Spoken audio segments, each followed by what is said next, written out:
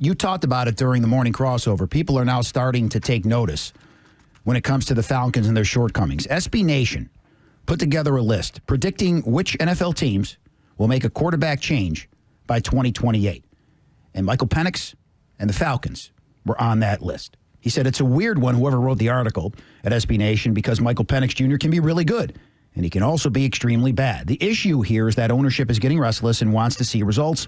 3 years is a long time in the NFL, and it's easy to see this team pulling the plug and trying to find an upgrade. So already now, this conversation is taking place. Yeah, it's a billion-dollar industry, and I'm not sure I have the right people running my billion-dollar industry. I'm not sure that what I've given you to be in charge of, go draft, go find a quarterback, go do the thing with Kirk Cousins, and let's you know, that was supposed to be a smooth transition. Kirk is going to play 2 years. Everybody knows it. Michael Penix is going to sit. We're going to do it the old-fashioned way, like Aaron Rodgers and a couple of these other guys. And that was supposed to be the big picture plan, right? You have an inexperienced coordinator that's going to learn from Kirk Cousins. But we saw the opener against the Steelers last year. That blew up right away, and there was a blip where Cousins was successful. But this thing, like just about everything else at Flowery Branch, has backfired. Well, every other plan. I'm asking. Give me in the last 2 years. And if you want to tell me Jalen Walker, I'll say, good. Maybe you got it right. Got to stay healthy. In the short term, when he's on the field, very good player. Outstanding player. But where he was picked and where he played in college and how he played in college, I'm not going crazy giving you a bunch of credit for that. The other part of this whole thing is you had Michael Penix last year. If you're going to have a succession plan to have a guy ready to play quarterback, whether it's week 1 or year 3, you have to work with him. How did you not know what his shortcomings were? You didn't work on footwork, and if you did, you're terrible teachers or he's a terrible student. Maybe it's a combination of both. You didn't think of putting him under center. Well, we're not really sure you can do this. Well, you had all last year. Should have been working on it. And they still don't know what they have up there. They've had him every day for 1.5 seasons, almost 2 calendar years. Every day they've had him. They couldn't tell you what he is. They could lie about what they think he is. They could try to save face and keep telling you how good he's playing week to week. I mean, the fabrication, it's gone beyond fabrication. They're telling terrible football lies now. And ask me the definition of a terrible football lie. What's a terrible football lie? When you, me, and everybody listening to this station or watches a Falcons game can tell you, how do they not know this? That's a terrible football lie. We have to get his feet right. That's what Raheem Morris said finally yesterday. Phil Simms said it. Tony Dungy said it. Countless others have said it. Has the ability, but is inconsistent. Matt Schaub said it when it comes to mechanics. And everybody kept shooting that down. Well, now finally you have your head coach saying what everybody has seen. Right, they were telling a football lie. They were telling a football lie. He's fine. He's going to be better. Played a good game. Those are football lies. They're not fabrications anymore. They're lies when everybody else but you knows what at least part of the problem is. He's got one of the worst wide open pass percentage as far as missing on those, 32nd in the league in off-target percentage, 14.6%. On third down, Chris, it goes up to 21.6%. Well, ask me why that's happening. Why is that, Chris? Because third down in a passing situation, people are going to do things. They're going to try to confuse you. Your motion with 3 seconds left on the clock doesn't do anything to any defense. Defensive coordinators get paid good money. It's what I tell you. If you think CJ Stroud or anybody else, you go, oh, look, all it's going to do is arrow up. No, it's like a hitter. They now have a book on you. And they're going to work on, if they're good at their job, figuring out over that 2.5 days, Wednesday, Thursday, Friday, how they at least make your life a little bit more miserable. On third down, it is no shock he gets worse because he has panic in him. He's not creating a bunch of plays. And if his mechanics are bad in a panic situation, you don't have a chance to be as accurate as you could be. And for the first time publicly, the Falcons acknowledged that yesterday. Here's more from Raheem Morris talking about the overall mentality of Michael Penix Jr. He's controlling a lot and doing a lot of things for a young football player and watching his development go and what he's able to handle and able to do and able to get us into and other things he's able to get us to with the good plays, the bad plays. There'll be some up and downs, obviously, when you're a young quarterback and you're going through those motions. But I definitely had to talk to him about being that hard on himself in those moments, in those times, right? This league is full of adversity, and you're going to deal with those adverse moments. And I think it's up to us to be able to help him through those situations, to let him know, like, we have to make some of those plays for him as well, both as players and as coaches, to be able to alleviate some of the problems that he thinks he's having. Now, are they the right staff to do that? I don't know, but he makes sense there. If you're a perfectionist, you have to realize, yes, that's your goal, but things aren't going to be perfect. Right. And when a mistake is made, you got to let it go. And it seems like Michael Penix has a hard time letting go of a mistake, be it his or somebody else on the offense, because he said, my father drilled that in me to be a perfectionist. But at this level, nothing's going to go perfect all the time, and you need to just keep moving forward. And hopefully he learns that. But again, I don't know if this is the right staff to teach him that or have him realize that. I didn't try to tell you on this one. I told you on this one. There are certain people that when it goes bad, the NFL is not built for quarterbacks who sit in their own you-know-what. And when a team is bad and you're not good, and athletes know when they're not good, and you got people telling you, no, you're fine, when you go, I'm not fine. I'm crying for help here. I'm not as good as I'm supposed to be. I'm crying for help here. They didn't recognize it. So now Michael Penix says what he says yesterday, and I'm not going to go crazy about what he said because it's been his reality. Here's the problem in the NFL. It's the hardest job in the sports world is to be a quarterback at this level. It's the hardest job. You have to sit in your own crap for a week, and you're not getting help during the week. I'm sorry. People are like sort of mad. He said, well, I go home to my fiance and she hugs me. Good for you. That doesn't help you as a football player. It doesn't. You need help football-wise. You want to go to Costco and eat a couple of dogs and have a night out on a Wednesday after practice? Fantastic. You want to go to a movie? You're kind of entitled to do that. The problem is when the world goes, oh, wait, shouldn't somebody actually be telling him how this goes? There are going to be good weeks, bad weeks. Here's how you handle it. You have to sit around forever. A week is forever when you've played lousy at quarterback. If you're the personality that doesn't dig into what needs to be fixed, you're sitting in your own smell. Now, this may have been another comment that was taken out of context because Michael Penix here answers to dealing with pressure.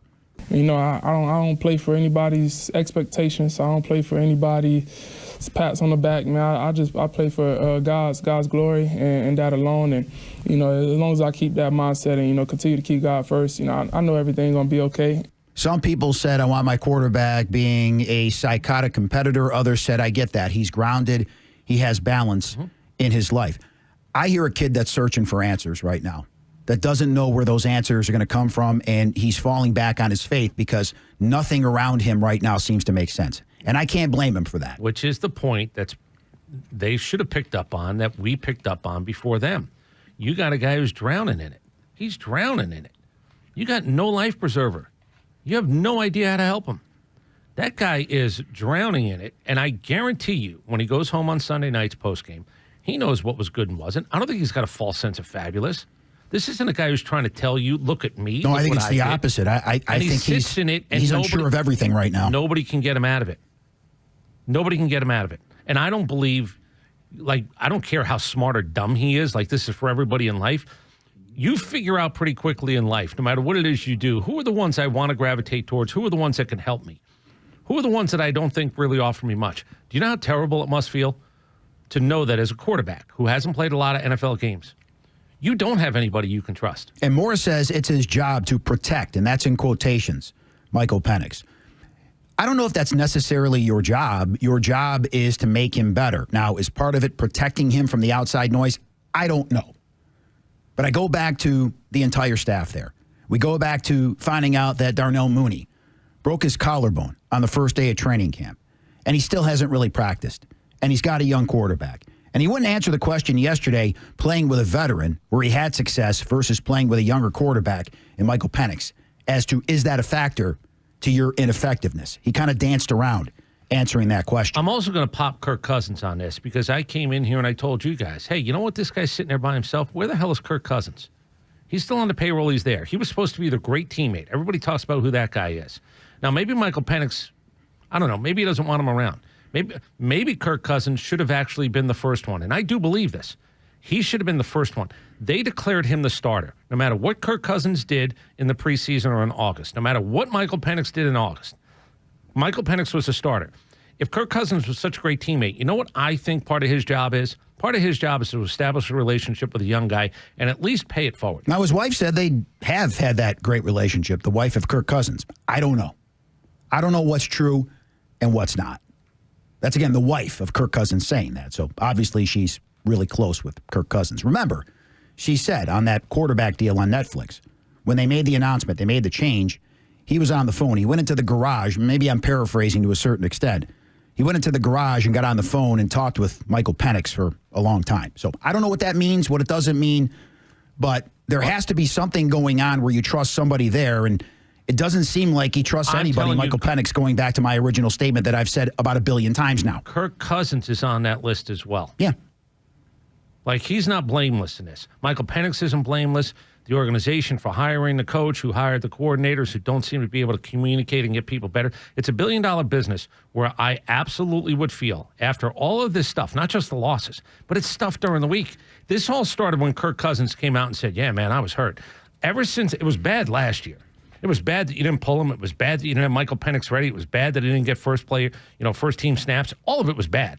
Then it got worse with the Super Bowl thing, and really, if Jalen Walker's the greatest feather in your cap, with all due respect, I'm nonplussed. Well, it's nice that they finally took a guy from Georgia instead of taking a guy that was a converted quarterback instead of Nakobe Dean when they took Troy Anderson. Who, by the way, is It's nice that they learned from that at least. Again, another guy. It just adds up. That draft pick was so wasted, it's like he's Pignetti. So you can say... they don't even talk about him. So, you can say, well, if Diablo doesn't go down. Well, if you don't draft that guy in the second round, you don't have to sign Diablo, and then you don't have the lack of depth, maybe, at the linebacker position. One thing compounds another when you're a bad organization, is my point. So this is Zach Robinson talking about his quarterback, the offensive coordinator of the Falcons, and Michael Penix. Yeah, I know Mike's going to bounce back. He always does. He came in the next day. He was good. Those guys typically, like anybody, it takes a full 24 hours to flush out the previous week. But he's always been able to reset himself and get on to that next opponent, which is exactly what I saw, the past couple days. And expect him to play really well. He's played really good football. You look at every game he's played in. Wow. We've had a chance to win. It's just and incredible. That's all you can ask. Really, outside of the Carolina game when we were all, a mess, he's given us a chance to win every single week. Now we just got to close the deal and finish some of these. He's played really good football. We gave you numbers that would indicate he's inconsistent at best. But I don't know if you're trying to pump up a young guy. You don't know what's going on. All of the above. There is a mess. There is a dumpster fire that continues to burn at Flowery Branch. And it gets worse by the day. I don't know if Michael Penix knows how to look at film.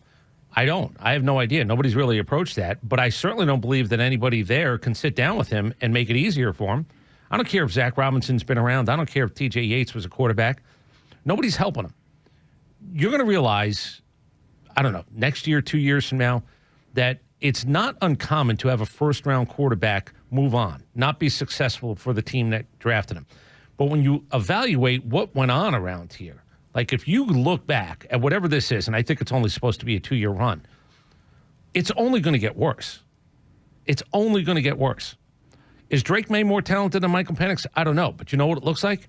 Somebody there has figured out what Josh to do McDaniels, a veteran coordinator working with a young quarterback. What a novel concept.